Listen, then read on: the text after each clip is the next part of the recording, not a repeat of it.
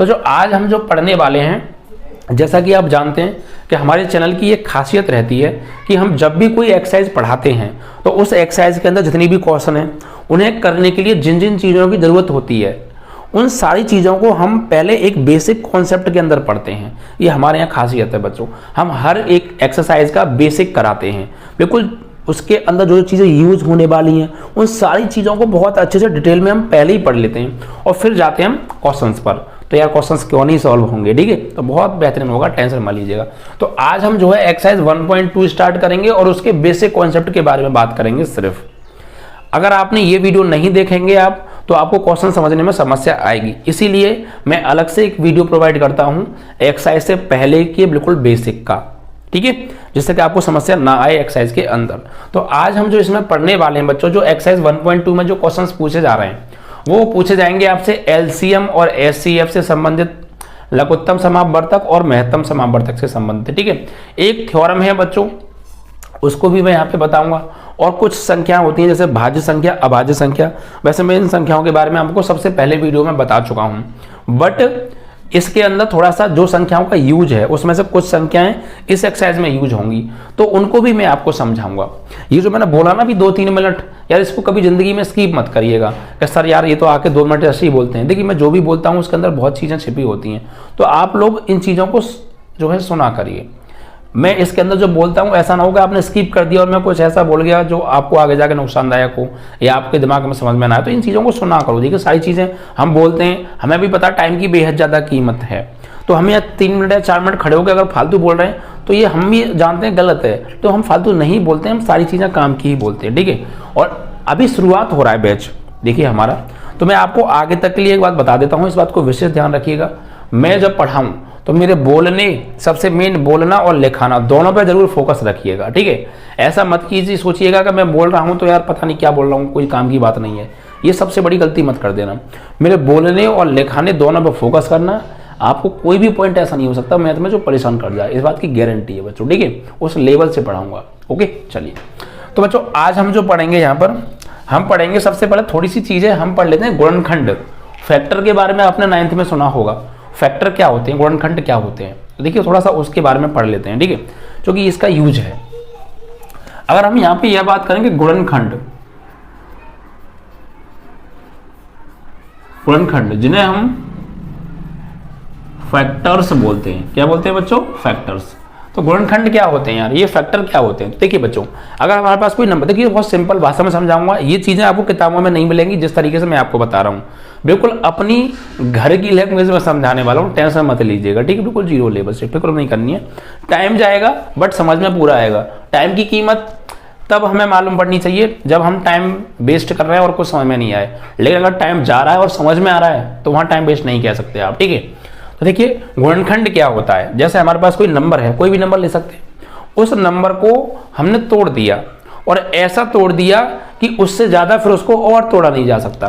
भाई कोई ईंट है, कोई पत्थर है, आपने उसके टुकड़े किए, फिर टुकड़ों के और टुकड़े किए, फिर टुकड़ों के और टुकड़े किए, और एक टाइम ऐसा आएगा कि जो लास्ट में टुकड़े बचेंगे ना बहुत बारीक वाले, उनको आप और नहीं तोड़ सकते। भाई हर चीज की एक लिमिट होती है, किसी चीज को आप ब्रेक करेंगे, किसी चीज को आप तोड़ेंगे तो तोड़ते जाओ तोड़ते जाओ तोड़ते जाओ तोड़ते जाओ, एक टाइम ऐसा आएगा आगे जाके कि फिर वो आगे टूटना ही बंद हो जाएगा। भाई वो लास्ट छोटा सा टुकड़ा होगा, उसको आप नहीं तोड़ सकते फिर। तो ऐसे ही बात करते हैं हम यहाँ गुणनखंडों की।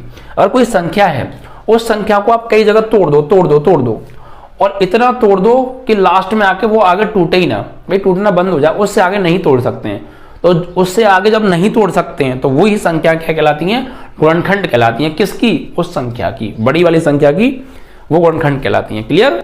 अगर कोई हमारे पास बड़ी संख्या है उसको हम छोटी छोटी संख्याओं में तोड़ दें, ठीक है, और इतना तोड़ दें कि उसके आगे वो टूटे ही ना, तो वो छोटी छोटी संख्या उस बड़ी संख्या की क्या कहलाएंगी, गुणनखंड कहलाएंगी, ठीक है।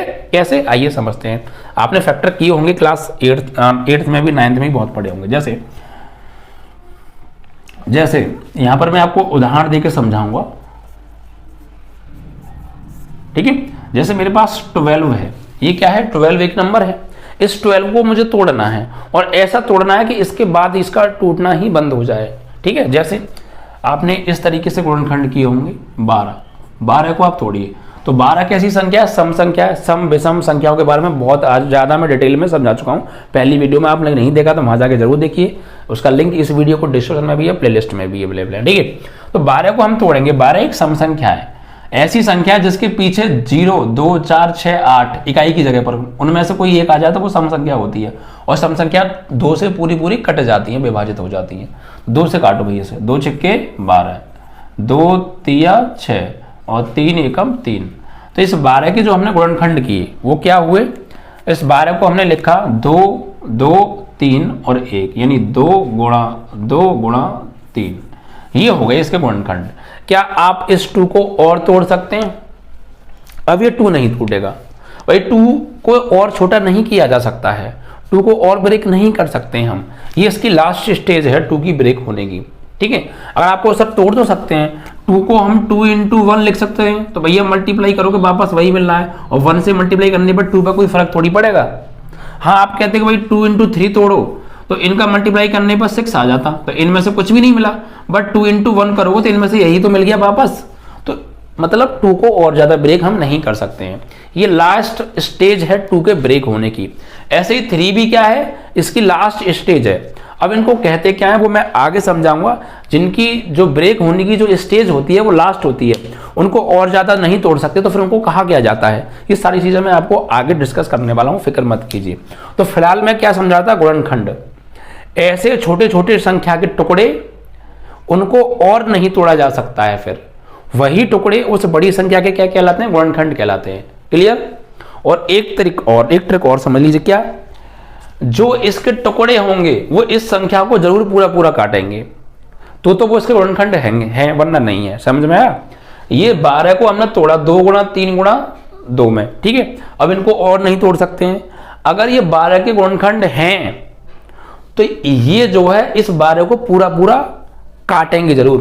मतलब कि इन गुणनखंडों से अगर मैं इस 12 में भाग दूंगा तो पूरा पूरा भाग चला जाएगा।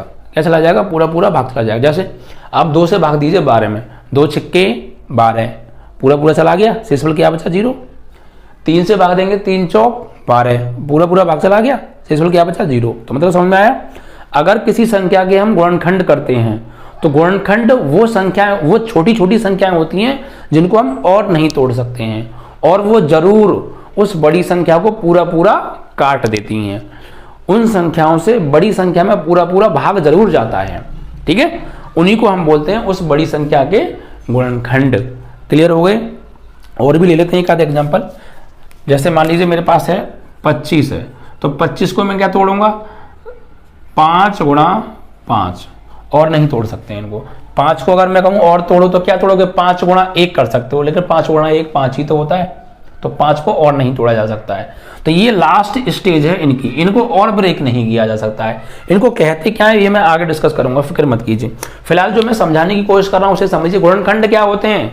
किसी बड़ी संख्या के ऐसे छोटे छोटे टुकड़े जिनको और नहीं तोड़ा जा सकता है, और वो टुकड़े उस बड़ी संख्या को पूरा पूरा काटने चाहिए, ये शर्त है। तो देखो ये टुकड़े इसको पूरा पूरा काट तो रहे हैं। 5 से भाग देंगे 25 में, 25 पूरा पूरा भाग जा रहा है, शेषफल कुछ नहीं बच रहा है। देखिए अगर आप 25 में भाग देंगे 5 से तो 25, शेषफल क्या बचा भैया? 0। तो जब शेषफल 0 बचता है तो हम ये कह सकते हैं कि पूरा पूरा भाग चला गया।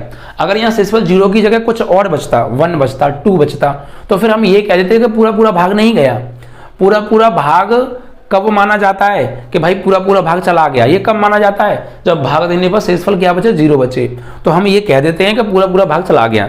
अगर शेषफल 0 नहीं बच रहा है, कुछ और बच रहा है, तो फिर हम कहते हैं कि पूरा पूरा भाग नहीं गया है। तो यहाँ पर तो शेषफल 0 बच रहा है। It means that we can say कि 5 से 25 में कंप्लीटली डिवाइड हो गया है, पूरा पूरा विभाजित हो गया है। ठीक है, तो बस गुणनखंड आप समझ गए। बड़ी संख्या के ऐसे छोटे छोटे टुकड़े जिनको और नहीं तोड़ा जा सकता है, और वो टुकड़े उस बड़ी संख्या को पूरा पूरा विभाजित करें, तो वो टुकड़े उस बड़ी संख्या के गुणनखंड कहलाते हैं। ये मेरी अपनी लैंग्वेज थी। ठीक है, क्लियर? अब आएंगे आगे। अब इसके बाद बच्चों गुणनखंड क्लियर हो गए ना? कोई मैंने किताबी लैंग्वेज यहाँ पे नहीं लिखी है, सिर्फ मेरा मकसद क्या है, मेरा जो मकसद है बच्चों, मेरा जो मकसद है सिर्फ आपको समझाना। मेरा जो पढ़ाने का तरीका है वो तभी सफल होगा जब मैंने आपको कुछ पढ़ाया और वो आपके दिमाग में चला गया और आपके दिमाग में बहुत अच्छे से फिट हो गया। अगर आपके समझ में नहीं आ रहा तो मेरा पढ़ाना व्यर्थ है, ठीक है, बेकार है, कोई फायदा नहीं है पढ़ाने का। क्योंकि मैं क्यों पढ़ा रहा हूँ, मैं खड़े होकर क्यों पढ़ा रहा हूँ या क्यों चिल्ला रहा हूँ, क्योंकि आपको समझ में आया, ठीक है। तो मेन है आपको समझाना। अगर आपको नहीं समझ में आया तो फिर वो गलत है। फिर मैं आपको समझाने के लिए कुछ भी करूं भाई, कोई सा भी तरीका ढूंढूं, कोई से भी एग्जाम्पल उठा के लाऊं, कहीं से कुछ भी समझा दूं, कुल मिला के आपको पल्ले पड़ना चाहिए। जो मैं बता रहा हूँ आपको समझ में आना चाहिए, ठीक है। वीडियो अगर आपको अच्छी लग रही है तो अभी लाइक कर दीजिए अगर आपने लाइक नहीं की है, और शेयर जरूर कर दीजिए। व्हाट्सअप आप चलाते हैं, फेसबुक चलाते हैं, जो भी चलाते हैं यार, सब जगह शेयर कर दिया करो। इतना तो आप हमारे लिए कर ही सकते हो ना, हम आपके लिए इतना कर रहे हैं तो ठीक है, इतना तो बनता है। चलिए, तो आप गुणनखंड समझ गए क्या होता है। अब आपको बहुत सी चीज़ें क्लियर हो गई गुणनखंड के बारे में। अब आपको जो भी ठीक लगे अपनी लैंग्वेज में बना के लिख लेना कि हाँ सर ने ऐसा बताया था गुणनखंड के बारे में। उसे अपनी भाषा में, बिल्कुल घर की भाषा में लिखना है, फैमिली की भाषा में लिखना है, जो हमें समझ में आया है। क्योंकि पढ़ना हमें है, किसी और को नहीं। तो समझ में हमें आना चाहिए, किसी और को आए ना आए, हमें समझ में आना चाहिए, ठीक है। तो अपनी लैंग्वेज में लिखना, बिल्कुल कोई किताबी भाषा नहीं चलेगी यहाँ पर, ठीक है। उसके बाद यहाँ पर हम बात करेंगे बच्चों अब दो संख्याओं के बारे में। देखिए, दो संख्याएं हैं, उनका यूज इस एक्सरसाइज में बहुत ज्यादा है, इसलिए मैं उन दो संख्याओं के बारे में बात कर रहा हूं। एक भाज्य संख्या और एक अभाज्य संख्या। भाज्य संख्याएं, ठीक है, भाज्य संख्याएं। कौन सी संख्याएं बच्चों? ये भाज्य संख्याएं। अब भैया इन संख्याओं को देखिए, मैं साथ के साथ में थोड़ी सी आपको इंग्लिश भी बताता चलूंगा, ठीक है, जिससे कि क्या आपको थोड़ा सा इंग्लिश भी क्लियर हो जाए। इंग्लिश में बोलते हैं बच्चों ने कंपोजिट नंबर। क्या बोलते हैं? Composite number. अब देखिए, भाज्य संख्याओं के आप ना इस शब्द को समझिए। भाज्य संख्याओं के शब्द से ही आपको मालूम पड़ रहा है कि भाज्य संख्याएं होती क्या है, ठीक है। देखिए, भाज्य संख्याएं, भाज्य, भाज्य मतलब जो भाजित हो रही हो किसी से, पूरी पूरी भाज्य हैं, ठीक है। लेकिन इसकी ऑथेंटिक एक डेफिनेशन क्या है, मैं आपको वो लिखता हूं, पहले डेफिनेशन लिखिएगा, ठीक है। वे संख्याएं जो वन तथा खुद के अलावा, वन तथा खुद के अलावा, खुद मतलब स्वयं, खुद के अलावा अन्य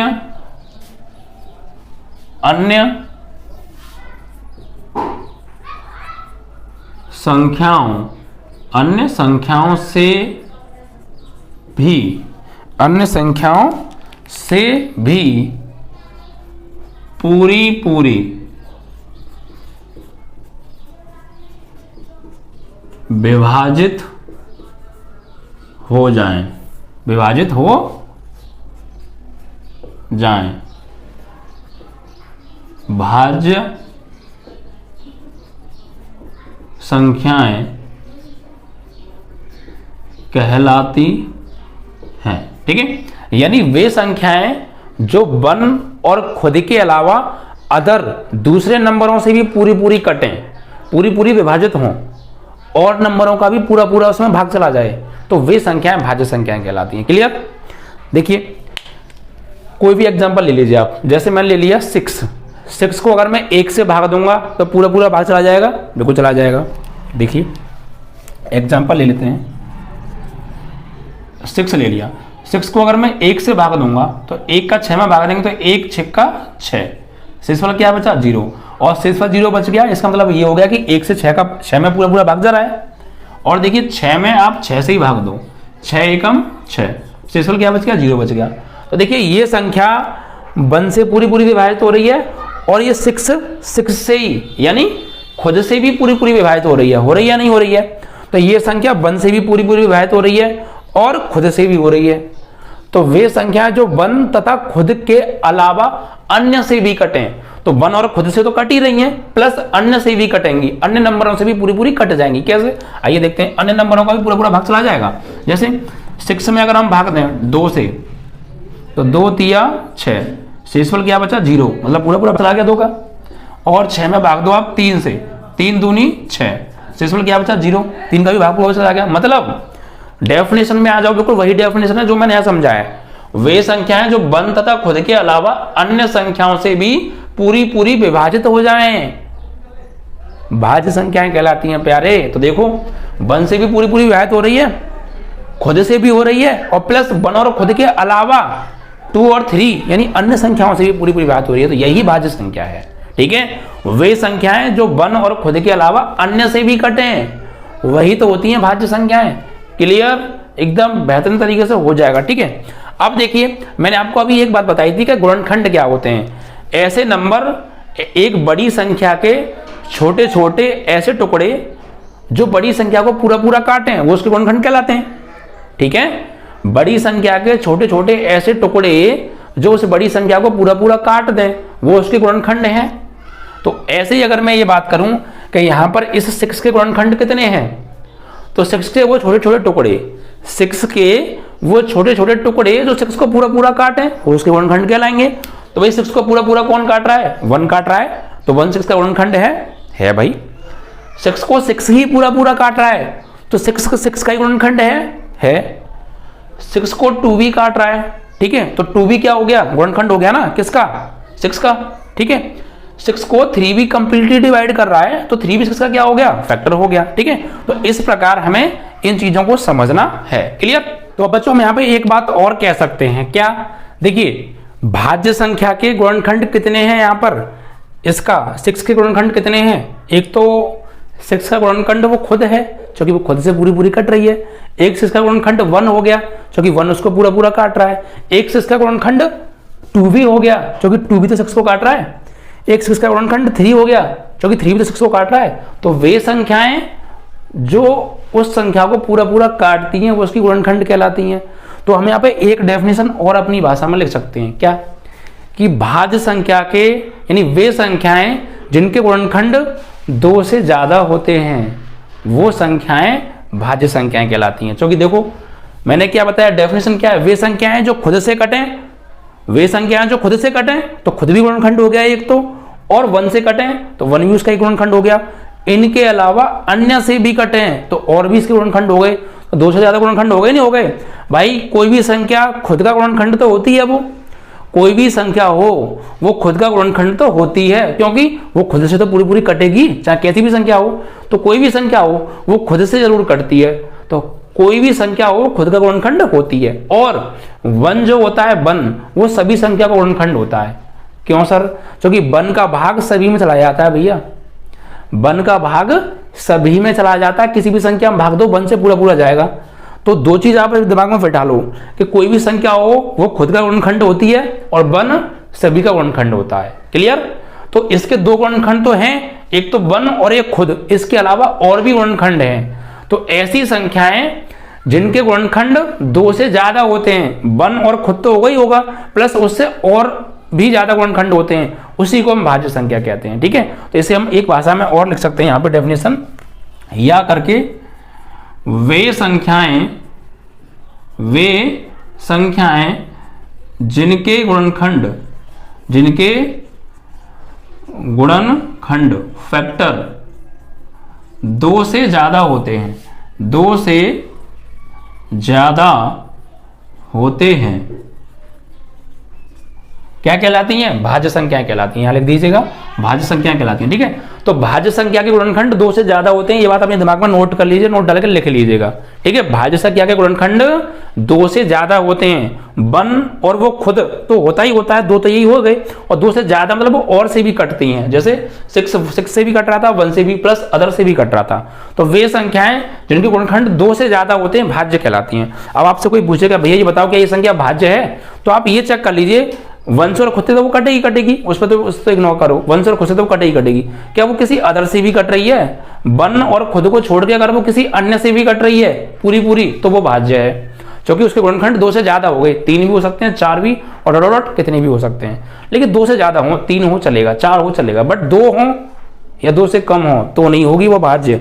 तो फिर वो क्या होगी वो मैं आगे बताऊंगा, फिलहाल भाज्य को हम समझ रहे हैं। तो क्लियर, भाज्य संख्याएं कंपोजिट नंबर, वे नंबर जिनके गुणनखंड 2 या 2 से ज्यादा, वे नंबर जिनके गुणनखंड 2 से अधिक होते हैं, वे नंबर जिनके गुणनखंड 2 से अधिक होते हैं भाज्य संख्या कहलाती हैं, या वे संख्याएं जो 1 और खुद के अलावा अन्य से पूरी विभाजित हो भाज्य कहलाती हैं। क्लियर, तो इस चीज को आप ध्यान रखिएगा, यहाँ पे आप नोट डाल लिख लीजिएगा, भाज्य संख्या के गुणनखंड 2 से अधिक होते हैं, 2 से कम भी नहीं और 2 भी नहीं, 2 से ज्यादा ही चलेंगे, 2 से कम नहीं चलेगा भैया, 2 से कम भी नहीं चलेंगे, 2 से ज्यादा, दो भी नहीं चलेंगे, दो से ज्यादा चलेंगे। क्लियर? तो ये भाज्य संख्या हो गई। एग्जाम्पल अगर मैं देना चाहूं तो एग्जाम्पल आप ले सकते हैं यहाँ पे, जैसे मान लीजिए 4 एक भाज्य संख्या है, क्योंकि 4 देखो 4 में पूरा पूरा भाग, भाई 4 में 4 से तो भाग चला ही जाएगा, कोई भी संख्या खुद से तो पूरी पूरी करती है, 4 एकम 4, तो 4 इसका गुणनखंड हो गया, एक तो खुद हो गया, एक 1 हो गया, 1 का भाग 4 में पूरा पूरा चला जाएगा। ठीक है, तो एक तो खुद हो गया एक गुणनखंड, और एक 1 हो गया 2 गुणनखंड, और अदर से भी कट रही है, देखो 2 से कट जाएगी, 2 से कटेगी, 2 दूनी 4, तो 3 गुणनखंड हो गए नहीं हो गए इसके, एक तो खुद, एक 1 और एक 2, तो 3 गुणनखंड हो गए, तो 2 से तो ज्यादा ही ना 3, तो बस जिसके गुणनखंड 2 से ज्यादा हो भाज्य है। और भी एग्जांपल ले सकते हो आप, 6 ले लो, 6 भी एक भाज्य संख्या, क्योंकि 6 से कटता है और 1 से कटता है, 2 तो हो ही गए, और प्लस 2 से भी कटता है, 3 हो गए, प्लस 3 से भी कटता है, 4 हो गए, तो 2 से ज्यादा गुणनखंड हो गए ना, तो भाज्य है। और भी ऐसी बहुत सारी संख्या है। ठीक है, आप देख लीजिएगा, और 8 भी हो सकता है, 9 भी हो सकता है, 10 भी हो सकता है, 12 भी हो सकता है, 15 भी हो सकता है, 14 भी हो सकता है, एंड डॉट डॉट इसी तरीके से और भी बहुत सारी संख्या हो सकती हैं। बहुत सारी संख्याएं भाज्य, कहें भाज्य कितनी संख्या होती हैं, इनफाइनाइट, काउंटिंग ही नहीं कर सकते भैया, इतनी भाज्य हैं दुनिया में। ठीक है, तो अब आप हमें ये तो क्लियर हो गया ना कि कौन सी संख्या भाज्य होती हैं या किनको भाज्य कहते हैं, with definition, with example, with concept. Clear? अब बात करेंगे इसके बाद अभाज्य संख्या। कौन सी संख्या भाई? अभाज्य संख्या। तो भाज्य संख्या तो हमने समझ ली, अगर तुम्हारी ये भाज्य संख्या अच्छे से क्लियर हो गई ना, तो अभाज्य तो सेकंड में खत्म। ठीक है, क्या देखिए, अभाज्य, ओहो इंक, देखिए दोबारा से,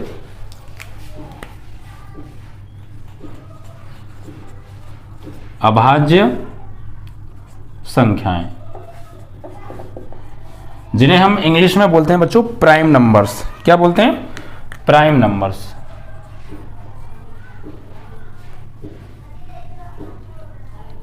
ठीक है, प्राइम नंबर्स। और भाज्य को बोलते हैं कंपोजिट नंबर। क्लियर? ऊपर। अब भैया प्राइम नंबर कौन से होते हैं, भाज्य संख्याएं कौन सी होती हैं, तो देखिए सुन लीजिए, आपने ये देख लिया, इसमें क्या था, भाज्य संख्याओं के 2 से ज्यादा गुणनखंड होते हैं तो वो भाज्य हैं, यानी खुद से और 1 के अलावा अन्य से भी कटती हैं। बट अभाज्य में क्या है, अभाज्य ये कहती है कि अभाज्य संख्या के सिर्फ और सिर्फ ओनली 2 गुणनखंड होते हैं। कितने? 2, ना तो 2 से ज्यादा और ना 2 से कम। डेफिनेशन, वे संख्याएं जो खुद के और 1 के अलावा, वे संख्याएं जो खुद के और 1 के अलावा किसी और से ना कटे पूरी पूरी, अभाज्य संख्याएं कहलाती हैं। क्लियर? भाज्य संख्या क्या थी? खुद के और 1 के अलावा अन्य से भी कटे, बल्कि अभाज्य क्या है, 1 के और खुद के अलावा अन्य किसी से ना कटे, अभाज्य होती है। क्लियर? हो गया, काम खत्म। समझ में आया?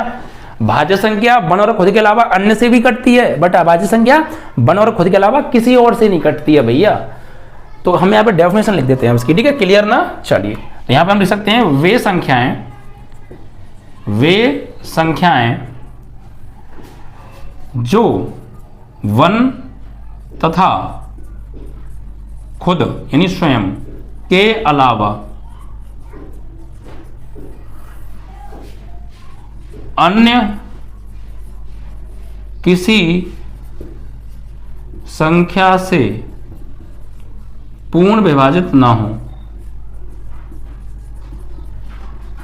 पूर्ण विभाजित ना हो, अभाज्य संख्याएं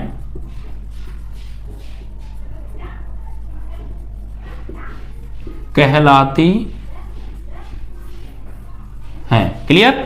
वे संख्याएं जो 1 और खुद के अलावा किसी और से नहीं कटेंगी भैया, तो अभाज्य हैं। ठीक है, अब यार ये बताइए, जब वो 1 से कट जाएगी और खुद से कट जाएगी, इसके अलावा किसी और से नहीं कटेगी, तो गुणनखंड कितने हो गए इसके? 2 हो गए साहब। क्यों? जो एक तो वो 1 से कट रही है तो 1 उसका गुणनखंड हो गया, एक वो खुद से कट रही है तो खुद भी तो उसका गुणनखंड हो गया, तो 2 गुणनखंड हो गए। तो बस हम ये कह सकते हैं कि ऐसी संख्याएं जिनके सिर्फ ओनली 2 गुणनखंड होते हैं, अभाज्य संख्या कहलाती हैं। ना तो 2 से कम और ना 2 से ज्यादा, ओनली 2 फैक्टर्स। ठीक है, तो यहां पर हम ये भी लिख सकते हैं, एक और या करके डेफिनेशन लिख सकते हैं, एक और, जैसे हम ठीक है, कैसे देखिए, वे संख्याएं जिनके सिर्फ दो गुणनखंड होते हैं, दो गुणनखंड होते हैं,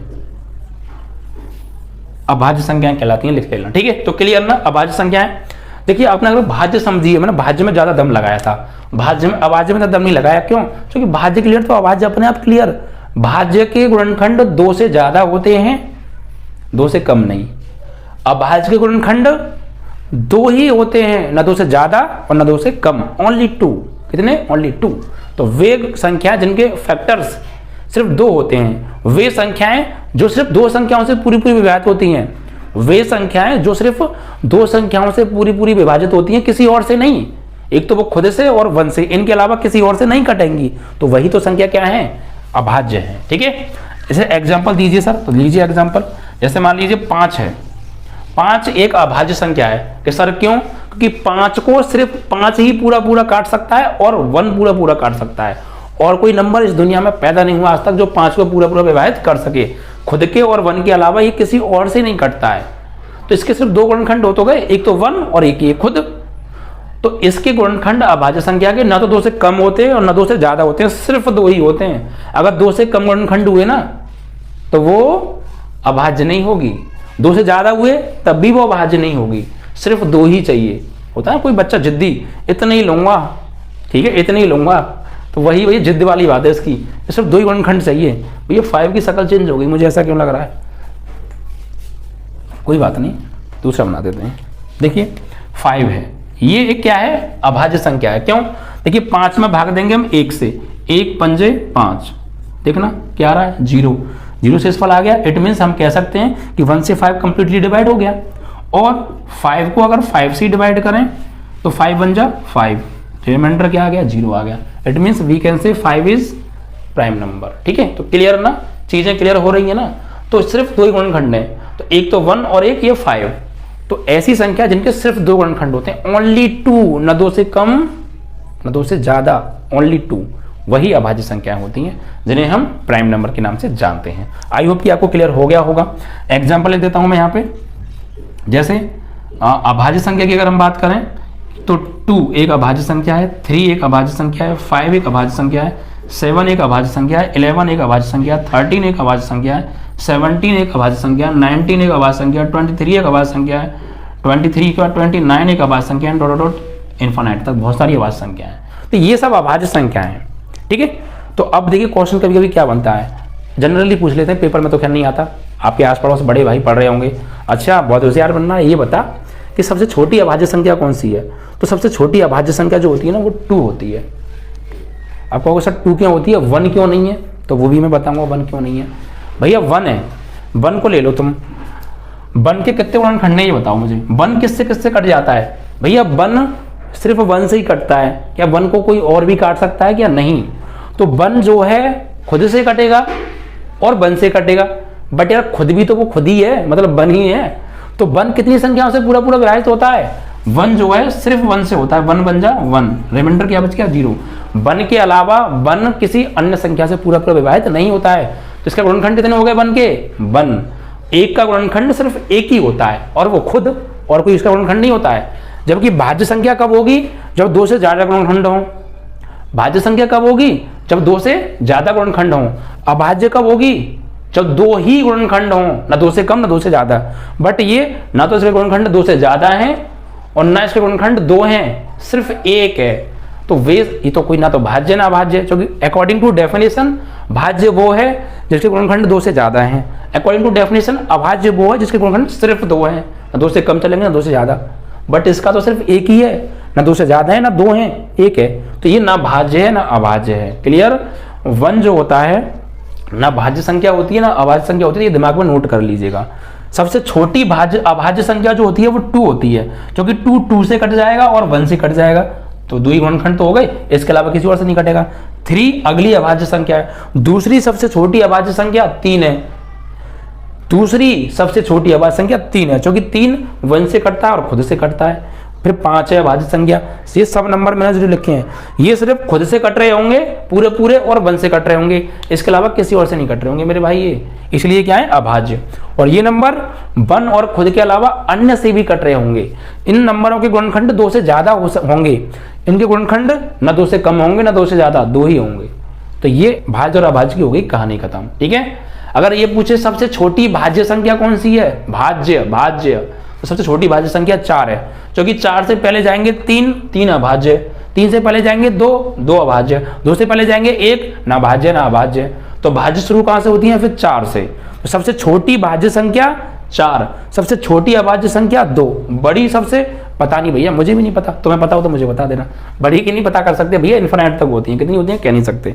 सबसे बड़ी अभाज्य संख्या को कह नहीं सकते, सबसे छोटी अभाज्य संख्या पता नहीं, सबसे बड़ी अभाज्य संख्या पता नहीं, सबसे बड़ी अभाज्य संख्या, मैं इतना कंफ्यूज होता हूँ यार। सबसे बड़ी भाज्य संख्या पता नहीं, सबसे बड़ी अभाज्य संख्या पता नहीं। ठीक है, चलिए तो भाज्य अभाज्य क्लियर ना, कोई दिक्कत तो नहीं हुई। बस ऐसे ही पढ़ाऊंगा पूरे साल और मैथ को एकदम खिलौना बना के आपके हाथ में दे दूंगा, जैसे चाहो वैसे ही मोड़ लोगे। ठीक है, तो बेहतरीन पढ़ाने वाले हैं, टाइम लेंगे लेकिन पढ़ाएंगे उस हिसाब से। अब ये मत सोचना है टाइम लेंगे पेपर आ गए हमने सिलेबस नहीं कराया, ऐसा भी नहीं है, इतनी भी पागल यार कोई तरीका थोड़ी है। टाइम से पहले खत्म करा कर देंगे भाई साहब, इतना पढ़ाएंगे ऐसे पढ़ाएंगे। ठीक है, टेंशन मत लेना, बस जितने भी अपने क्लास के स्टूडेंट ना सबको जोड़ लो भैया, इतना बेहतरीन मैथ कर रहा हूँ मैं आपके लिए, ज़्यादा से ज़्यादा स्टूडेंट्स को जोड़ लो यार, उस लेवल से पढ़ाऊंगा, दीवाने कर दूंगा मैथ के, आसपास के बच्चों को पढ़ा दोगे ऐसा पढ़ा दूंगा। ठीक है, तो भाज्य खत्म, अभाज्य खत्म। अब इसके बाद आएगी एक थ्योरम जिसको हम समझेंगे। अब कहो सर थ्योरम आप अब क्यों समझा रहे हैं, सबसे पहले थ्योरम आपने क्यों नहीं समझाई सर जी? तो भाई वो इसलिए नहीं समझाई कि जी जो मैं अभी तुम्हें समझा रहा हूँ इतनी देर से, इन चीजों का यूज उस थ्योरम के अंदर होने वाला है। अगर आपको यही नहीं पता होता तो थ्योरम पूरी तरह कैसे समझ में आती रही मेरे लाला, इसीलिए। ठीक है, तो चीजों को, जिन चीजों की समझने के लिए पहले हमें और चीजों की आवश्यकता है, हम उन्हें पहले जुटा लेते हैं। ठीक है भाई, चलिए तो ये आपकी हो गई भैया जो है भाज्य और अभाज्य संख्याएं। अब एक थ्योरम है।